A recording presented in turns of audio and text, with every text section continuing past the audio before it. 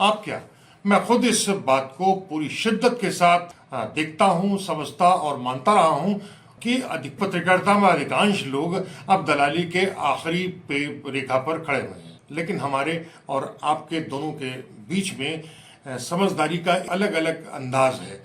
आप मानते हैं कि पत्रकारिता की हालत देश में अंधेरा फैला रही है बहुत ज़्यादा, जबकि मैं निजी घटनाओं को जानता हूं जिसने समाज के दीगर बाकी मसलों पर न केवल हस्तक्षेप किया है बल्कि आज समाज में एक नया जोश, हौसला और संभावनाएं पैदा की है। ताज़ा मसला है बिहार के भागलपुर का। यह वही भागलपुर है जहां आंख फोड़ दी जाती थी। फोड़वा कांड के तौर पर यह इलाका कुख्यात है। गंगा जल नाम की एक फिल्म भी इसी जिले के इसी आंख फोड़वा कांड के आसपास बनाई गई थी। तो आज के इस एपिसोड में हम क्रिकेट इकाना स्टेडियम और क्रिकेट यूपी क्रिकेट एसोसिएशन के बीच चल रहे तनाव, भयावह मारपीट, बवाल, गाली गलौज के साथ ही साथ अभी 2 दिन पहले मासूम स्कूली बच्चों की दुर्घटना में हुई कई मौत और उत्तर प्रदेश शिक्षा विभाग की दुर्दशा और अफसरशाही के साथ ही साथ भागलपुर की पत्रकारिता पर भी हस्तक्षेप करेंगे। ये भी बताएंगे कि पत्रकारिता का कितना निम्नतम पायदान तक हम लोग पहुंचते जा रहे हैं जिसका अभी हम रोक सकते हैं। लेकिन सबसे पहले आप बात कर लेते हैं क्रिकेट की। मैल्कम मार्शल नाम का एक व्यक्ति हुआ था आज से करीब 45 साल पहले। एक हाहाकारी और क्रिकेट की दुनिया में अपनी खूंखार तेज बॉलिंग से कुख्यात माना जाता था ये मैल्कम मार्शल। न जाने कितने खिलाड़ियों की खोपड़ी मैल्कम मार्शल ने अपनी तूफानी गेंद से फोड़ा, हाथ पैर उसका तोड़ दिया। कहने की जरूरत नहीं कि बुरे तरीके से घायल कर दिया। कई क्रिकेटरों के तो सर में गंभीर चोटें आईं और क्रिकेट के मैदान में भी एक की मौत हो गई। सच बात यह है कि मार्शल उस समय आतंक का एक पर्याय बन गया था, एक नाम बन गया था। तब क्रिकेट मैच के मैदान में खेल तो होते थे, खिलाड़ी भी होते थे, तेज बॉलर्स भी हुआ करते थे, लेकिन बैट्समैन की जान बचाने के लिए खिलाड़ियों के पास हेलमेट पहनाने का कोई की व्यवस्था नहीं थी। लेकिन उसके बाद सुनील गावस्कर ने क्रिकेट में मार्शल जैसे आतंक खिलाड़ियों को हमेशा के लिए खत्म किया। लेकिन अभी पिछले हफ्ते क्रिकेट में एक भयानक नया दौर शुरू हो गया है। उस समय सुनील गावस्कर ने जो एक नया आयाम पैदा किया, नया सम्मान दिलाया अंतर्राष्ट्रीय स्तर पर और ख़ासतौर से भारत और के क्रिकेट को, उसको अब नए तरीके से विवाद और बहुत आतंकी हालत तक पहुंच गया जा रहा है क्रिकेट और उसकी राजनीति। ताज़ा विवाद खड़ा हुआ है उत्तर प्रदेश क्रिकेट एसोसिएशन में। चर्चा हुई है कि उत्तर प्रदेश क्रिकेट एसोसिएशन में सचिव और पुराने सचिव के बीच में एक बहुत ज़बरदस्त विवाद हुआ है। उसकी मीटिंग अभी हो रही थी, उसमें मारपीट शुरू हो गई है, गाली गलौज हुई है और जितना भी असम्मानजनक हालत हो सकती थी, सड़क छाप, वो हो गई है। अभी फेसबुक मीडिया ने तो फिलहाल को हस्तक्षेप नहीं किया है, लेकिन सोशल मीडिया में एक भयानक संग्राम छिड़ गया है। फेसबुक में एक सोशल एक्टिविस्ट ने लिखा है कि उत्तर प्रदेश में क्रिकेट एसोसिएशन में बहुत गंभीर स्थिति है। यूपीसीए के सचिव समेत 7 लोगों ने इस्तीफा दे दिया है। सचिव अरविंद श्रीवास्तव ने भी अपना इस्तीफा दे दिया है। उनका कहना है कि यूपीसीए में वर्चस्व की लड़ाई अब सड़क छाप हो गई है। मीटिंग में मारपीट, गली गलौज अब आम हो गई है। पिछले हफ्ते मीटिंग में जूता, लात, मुक्का चला, गंदी गंदी गालियां हुई और कई साथियों ने अपना इस्तीफा दे दिया है। किसको दिया है, कैसे हुआ है, इस बारे में कोई चर्चा नहीं हुई। बीबीसीआई इस मामले में बिल्कुल खामोश है। सिंघनिया के अध्यक्ष बनने के बाद से यूपीसीए तबाही की ओर है। आपको बता दूं यूपीसीए के में युद्ध वीर सिंह त्यागी और अरविंद श्रीवास्तव के बीच एक गंभीर विवाद पिछले कई वर्षों से चल रहा है। इसमें एक भूतपूर्व सचिव है, एक दूसरा इस समय वर्तमान सचिव है। अरविंद श्रीवास्तव उन्नाव के और व्यवसायी हैं, जबकि युद्धवीर सिंह मेरठ के एक कॉलेज के प्राचार्य हैं, प्रोफेसर हैं। लेकिन इन दोनों के बीच में जो स्थिति, भयानक स्थिति हो गई है, उसमें राजीव शुक्ला जैसे व्यक्ति का भी बहुत ज़बरदस्त नाम आ रहा है कि वो एक उस तरीके से लॉबिंग के तौर पे कर रहे हैं और यूपीसीए को बर्बाद करने पर आमादा है। शुरुआत हुई थी कि होने वाले बैच में फ्री पास कैसे दिया जाए और किसको दी जाए, इसी को लेकर मारपीट शुरू हो गई। और हालत यह है कि उत्तर प्रदेश इकाना स्टेडियम में भले ही क्रिकेट खेल रहा हो, लेकिन यूपीसीए में क्रिकेट की स्थिति अपने छीछा लेदर के स्तर तक पहुंच गई है। हमने इस बारे में अरविंद श्रीवास्तव और युद्धवीर सिंह से बातचीत करने की कोशिश की, उनको मैसेज दिया, लेकिन उन्होंने इस स्थिति को स्पष्ट करने में अभी तक कोई जवाब नहीं दिया है। तो आपको ले चलते हैं भागलपुर बिहार के। दैनिक भास्कर के भागलपुर संस्करण ने कल जो अपने पहले पन्ने को जिस तरीके से प्लान किया है वह वाकई लाजवाब है और साबित करता है कि गोबर पट्टी यानी हिंदी क्षेत्र के किसी भी हिंदी अखबार में आज भी वही दम हो सकता है और है भी जो अंग्रेजी के द हिंदू और या टेलीग्राफ में भी मौजूद है। आप देखिए इस अखबार के पहले पन्ने में, जिसमें आधा हिस्सा तो मोदी के सामने गिड़गिड़ाते की शैली में बतिया रहे नीतीश कुमार हैं और बाकी आधे हिस्से में ज्ञापन है जिसमें भाजपा और मोदी की वॉशिंग मशीन में धुल कर और निकलकर बड़े बड़े बेईमान लोग भी भाजपाई नेता बन रहे हैं। और धक्का-धक कम से कम 20-25 साल के दौरान किसी भी अखबार ने इतना बड़ा तेवर और इतना बड़ा कलेजा नहीं दिखाया है जो बेलगाम सत्ता की आंख पर आंख डालकर पत्रकारिता करने का दम रखता है। कम से कम आज इस अखबार की तारीफ की जाए, जरूर की जानी चाहिए। यह काम फिलहाल इस 1100 रुपए के पुरस्कार से हम करने जा रहे हैं दौलती की तौर से, और ये हम रकम भेज रहे हैं दैनिक भास्कर के वहाँ के स्थानीय संपादक को और लानत भेज रहे हैं बाकी सारे अखबारों के संपादकों और उनके मालिकों को, जिन्होंने पत्रकारिता की शुचिता के प्रति निष्ठा रखने के बजाय सत्ता के चरणों में चाटने में ही ज्यादा आनंद लेना शुरू कर दिया। और आपको बता दें कि यह दैनिक भास्कर वही अखबार है जिसके उत्तर प्रदेश की टीम और उसके संवाददाताओं के ऊपर आरोप लगता रहा है कि उनकी खबरें दरअसल अफवाहों के स्तर पे होती हैं और बेशुमार होती हैं। ताजा घटना है बस्ती की, उत्तर प्रदेश के बस्ती की। इस जिले में आई एक नोटिस में उसके पोर्टल के पत्रकार से लेकर के संपादक तक को 1 करोड़ रुपए की कानूनी नोटिस दी गई है और कहा गया है कि ये लोग दलाली कर रहे हैं और अफवाहें फैला रहे हैं। नतीजा ये हुआ है कि संपादक के हाथ पांव फूल गए, वो थरथरा गए। नतीजा ये हुआ कि उस संपादक ने उस खबर को अफवाह के तौर पर फैलाने वाले रिपोर्टर को लखनऊ से उठाकर बनारस के डस्टबिन में फेंक दिया। वैसे भी भास्कर के कई रिपोर्टर शुरू से ही अफवाह, झूठ और दलाली में पूरी तरीके से लिप्त रहे हैं। बाराबंकी में 4 स्कूली बच्चों की हुई दर्दनाक मौत बस से पलट जाने से।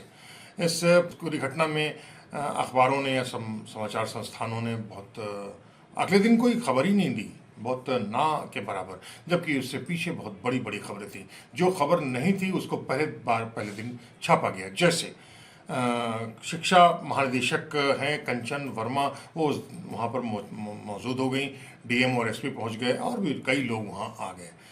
लेकिन इस बारे में किसी ने कोई जिक्र ही नहीं किया कि डीएम और एसपी के होने के बावजूद इस पूरे की व्यवस्था वो कैसे चल रही थी और कैसे उन्होंने उसकी निगरानी नहीं की। इतने 10 से ज़्यादा थाने बीत जाने, जैसे 50 से ज़्यादा पुलिस चौकी सामने हो जाने के बावजूद किसी भी पुलिस वाले ने या आरटीओ वाले ने उसको नहीं देखा। आपको बता दूं कि वो बस जब देवा से आगे पहले चिन्हट से आगे जा रही थी, उसी जगह पर एआरटीओ का ऑफिस है। वहाँ भयावह रूप से वहाँ पर बहुत डरावने तरीके से पैसे की लेन देन होता है, उगाही करती है दलाली की का एक बहुत बड़ा अड्डा बन गया है। वहाँ से बिल्कुल से दफ्तर से वो बस गुजरी है, लेकिन किसी भी अधिकारी आरटीओ ने या पुलिस वाले ने उसको नहीं देखा। ये भी नहीं देखा कि प्रयाग की इलाहाबाद से एक मैजिक 8 की गाड़ी की क्षमता वाली, उसमें 42 से ज़्यादा लोग वहाँ बच्चे मौजूद थे। वो लखनऊ आए, चिड़ियाघर में उन्होंने देखा और उसके बाद रास्ते में पकड़े गए, वो अलग दीगर बात है। लेकिन 32 सीटर बस को में 52-53 से ज़्यादा बच्चे वहाँ लाद लिए गए और किसी ने नहीं देखा। नतीजा ये हुआ कि बहुत तेज से चल रही वो बस पर किसी ने निगरानी नहीं की। वो बस बुरी तरीके से लड़ी फिसल गई। स्पीड इतनी थी कि 50 फीट से ज़्यादा तक वो बस सड़क से खिसकती गई। नतीजा ये हुआ इतने लोग बच्चे मारे गए और दर्जनों बच्चे बुरी तरीके से घायल गए। इनकी संख्या अलग है। अखबार इस बारे में दरअसल मौके पर गए ही नहीं, उन्हें जानने की कोशिश नहीं की। ये भी जानने की कोशिश नहीं की कि आखिर के पढ़ाई के दौर में, इतनी कड़ी गर्मी के दौर में होने के बावजूद ये स्कूली बच्चे वहां क्या करने ले गए थे, किसने इजाजत दी थी, क्या बड़े अफसरों ने इसको देखा, नहीं देखा। वजह बहुत जरूरी है। जरूरी आप देखिए कि कंचन वर्मा जी महानिदेशक हैं, सारे स्कूलों में किताबें पढ़ाने की जिम्मेदारी है उन पर। 15 करोड़ से ज्यादा किताबें स्कूलों में बांटी जाती हैं, लेकिन अभी तक किताबों में दो एक ब्लॉक को अगर छोड़ दिया जाए तो किसी भी सरकारी स्कूल में, प्राइमरी स्कूल में किताबें अब तक नहीं गई हैं। ये कंचन वर्मा वही हैं जिन्होंने फतेहपुर में 350 से ज़्यादा टीचरों पर प्रतिकूल प्रविष्टि दे दी थी। कई सस्पेंड करने की कोशिश कर दिया था, बड़ा विवाद हो गया था। इसके पहले भी ये शिक्षा विभाग में शिक्षा के नाम पर एक नाटक होता रहा है, प्रपंच होता रहा है। वहाँ जो किरण आनंद हुआ करते थे, करण आनंद, वो दिन में 5-7 आदेश टीचर्स पर काम किया करते थे। स्कूलों की शिक्षा पर उन्होंने कोई खास काम ही नहीं किया। ऐसी हालत में जब किसी भी स्कूल में एक भी किताब नहीं गई है तो आखिर वहाँ के टीचर उस समय का सदुपयोग कैसे करते हैं? आप महानिदेशक होकर के प्रदेश के सर्वोच्च अधिकारी होने के बावजूद किताब नहीं कर पा रहे हैं और सारे टीचर्स पर सब जिम्मेदारी कर रहे हैं कि वो काम टाइम से करें। अब आपने क्या टाइम से ठीक से किया? ना पिछले महानिदेशक ने किया और न कंचन सिंघा ने। बातें करने की बहुत जगह कि हमने फतेहपुर में और क्या क्या किया था, बड़ा झील बना दी थी और बड़ा तालाब बना दिया था। दरअसल आपने जो गड्ढा बनाया, क्या कितनी बुरी दौर में पहुंच चुका है, क्या आपने इस बारे में देखा? अगर किताब वहां पहुंच गई होती तो वो अपनी टीचर्स, सारी टीचर स्कूल की, वो अपने बच्चों को पढ़ाती, बजाय इसके कि वो खाली बैठ करके बिना किताब के उन बच्चों को समय का सदुपयोग करने के लिए वहां ले जाते हैं। आप 50,000 रुपए हाई स्कूल को देते हैं, लेकिन किस काम के लिए? मरम्मत के लिए भी देते हैं, उनके शैक्षिक भ्रमण वगैरह के इलाकों में लेकर के जाते हैं। आखिर क्या चाहते हैं? कितने बच्चे कितनी बार लेके जाएं? फिर वही समस्या वही हुई कि पैसे कम था, बच्चे ज्यादा हो गए थे। 32 बच्चों के बजाय लखनऊ में, बाराबंकी में 52 से ज़्यादा छात्र वहाँ पहुँच ले लादे गए। हादसा ये हुआ। गनीमत है कि ये हादसा इलाहाबाद के उन बच्चों के साथ नहीं हुआ जो 8 सीटर मैजिक में 42 से ज़्यादा छात्रों को लाद करके गए थे। खुदा न खास्ता अगर ये कोई घटना वहाँ हो जाती इलाहाबाद से लेकर लखनऊ और लखनऊ से वापस इलाहाबाद समय, तो इसका जिम्मेदार कौन होता? क्या आप कल्पना कर सकते हैं कि हमारे वो नन्हे मुन्ने बच्चे अब तक जो खेल कूद रहे थे आज कफन में लिपटे होते?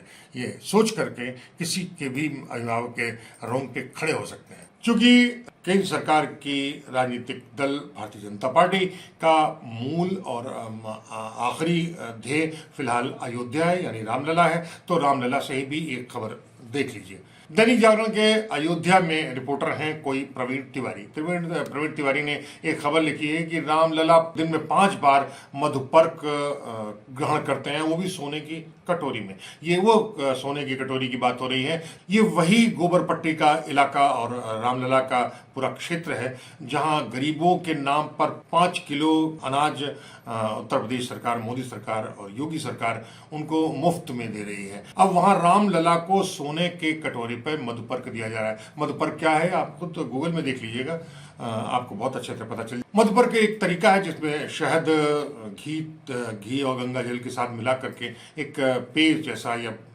पदार्थ, गाढ़ा पदार्थ दिया जाता है। इससे चर्चा के तौर पर पहले शुरुआत इसकी मांसाहार से शुरू हुई थी, लेकिन अब शाकाहारी लोग अलग तरीके से करने लगे हैं। लेकिन समस्या ये है कि मधुपर्क का सामान्य तौर पर इस्तेमाल कौन लोग करता है? या राजा करता है, या कोई शिक्षक करता है, या कोई अतिथि करता है, या कोई जमाता करता है, या ऐसा कोई अति विशिष्ट व्यक्ति होता है, वो भी कम से कम साल में 2 बार 1 बार अगर आने वाला कोई व्यक्ति है जिसका बहुत सम्मान है परिवार में, उसको दिया गया है। लेकिन रामलला तो वहीं के रहने वाले हैं, उनको 5 बार पिलाने का क्या औचित्य है? वो उनका घर है, वो रामलला जितना बार, क्या 5 बार नहीं 10 बार पीना चाहें। और लेकिन इस खबर को इस तरीके से दिखाने का क्या मतलब है? ये इस यहाँ के लेखक को, रिपोर्टर को पता ही नहीं है कि एक तरफ वो कह रहा है कि एक तरफ उनको खीर दिखाई पड़ रही है, दूसरी तरफ दिखाई पड़ रहा है कि तस्मई भी उनको उपलब्ध कराया जा रहा है। समस्या ये है कि तस्मई और खीर तो एक ही चीज़ है। फिर आप कहना क्या चाहते हैं और किसको क्या पिला रहे हैं और किस चीज़ को किस नाम पर प्रस्तुत कर रहे हैं? ये बहुत अजीबोगरीब और बड़ा धार्मिक षड्यंत्र जैसा साफ दिखाई पड़ रहा है, जो कम से कम किसी अखबार जनप्रतिनिधि, जनबद्ध किसी अखबार से ये अपेक्षा नहीं की जा सकती। अमर उजाला भी इससे कम नहीं है अफवाहें फैलाने में। चुनाव आचार संहिता पर एक नया जो तोड़फोड़ हो रही है, एक षड्यंत्र हो रहा है, उसको लेकर के एक नई हाई कोर्ट में एक याचिका, जनहित याचिका दायर की गई है। इस जनहित याचिका में कहा गया है कि ये आचार संहिता का उल्लंघन हो रहा है यहाँ पर, क्योंकि 5 किलो अनाज का जो पैकेट दिया जा रहा है उस पे पैकेट में मोदी और योगी का नाम है। ऐसा नहीं होना चाहिए, इससे लोगों को लालच दी जा रही है इस तरीके से। लेकिन अमर उजाला ने इस याचिका करने वाले का नाम नहीं दिया है, और नाम दिया है केवल अपने रिपोर्टर का। अब वो भी कुछ एक दूसरी बगल की एक फर्जी जैसी खबर में, जो किसी अभिषेक नामक किसी रिपोर्टर की है, और उसने लिखा है कि लखनऊ में सोना की तस्करी का ग्राफ बढ़ गया है। अभिषेक गुप्ता ने अपनी इस खबर में लिखा है कि इस महीने 3 गिरोह तस्करों के पकड़े गए हैं, जिसमें एक 12 आदमी थे एक दुर्घटना में, एक में 25 लोग थे और एक में 30 तस्कर शामिल थे जो सोना और विदेशी चीज़ें लेकर के, सोना लेकर के आ रहे थे। समस्या ये है कि अभी एक ही दिन पहले 30 तस्कर पुलिस और एयरपोर्ट की सुरक्षा को धता बनाकर लेकर के एयरपोर्ट से भाग गए। ये तब किया गया जब 1.5 किलोमीटर के आसपास चप्पा चप्पा पर सुरक्षा की बात की जा रही है। और खुद ये रिपोर्टर, अमर उजाला का जो रिपोर्टर है, उसने लिखा है कि ये इसमें बहुत कड़ी सुरक्षा है। तो समस्या ये है कि जो खबर थी, जो 30 लोग भाग गए, उसके बारे में कोई जिक्र ही तुमने नहीं किया। तुम इस पर भी कोई खबर नहीं कर रहे हो कि वहाँ के कस्टम की पूरी टीम को सस्पेंड कर दिया गया है। ये इस तरह है अमर उजाला का। तो फिर अब समझ में नहीं आ रहा है कि ऐसी हालत में अमर उजाला के अभिषेक गुप्ता जैसे रिपोर्टरों को या तो चुल्लू में पानी में डूब जाना चाहिए या पाठकों को ही कीचड़ में कूद जाना चाहिए। पत्रकारिता को इसका सर्वनाश तक पहुंचाने वाले में इन लोगों का नाम भारत रत्न के तौर पे होना चाहिए। हमने दौलती के लिए, हमने कई दिनों से खबरों के पीछे जो हरकत होती है, जो असलियत होती है, उसको सूंघने की कोशिश की है। आपको बता दें कि आपका अखबार, चाहे वो अमर उजाला हो, चाहे नवभारत टाइम्स हो, चाहे दैनिक जागरण हो या फिर हिंदुस्तान, वह कितना बेशर्म है या कितना जिम्मेदार है आपके प्रति, आइए हम आपको बताते हैं। हमने आज से ये अभियान छेड़ दिया है। फिलहाल हमारे जो संसाधन है बेहद सीमित हैं, लेकिन हम लखनऊ से ही शुरुआत करने जा रहे हैं। लेकिन अगर आपके पास आपके ज़िले की कोई बड़ी खबर आपको लगती है और आपको लगता है कि उस खबर के साथ उस अखबार ने बेहूदगी की है, बदतमीजी की है या षड्यंत्र रचा है, तो आप हमें बताइएगा। ऐसी खबरों को अगर आप हमें तत्काल बता देंगे तो उसे भविष्य में हम उस अपने इस दायरे में शामिल कर लेंगे। हमारी कोशिश रहेगी कि बिना रुकावट तक आप तक अखबारों की समीक्षा हम करते रहें और आपको बताते रहें कि अब अखबार है क्या। तो अगली बार फिर किसी दूसरे मसले पर, किसी दूसरे स्थान पर और किन्हीं दूसरे लोगों के साथ हम फिर हाजिर होंगे। तब तक दौलती के लिए कुमार सवीर को इजाजत दीजिए।